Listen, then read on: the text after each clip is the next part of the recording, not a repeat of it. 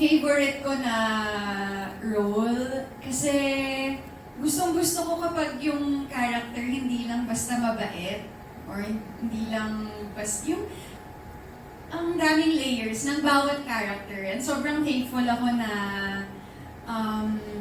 na pagkatiwalaan ako to play Alexa. Kasi dati nasabihan na ako na hindi ka pwede masyado mag-play ng mga ganyang role kasi masyado kang mestiza or ganyan. Or parang minsan nasabihan na ako na hanggang ganun lang yung pwede kong gawing role dahil sa itsura ko or ganyan.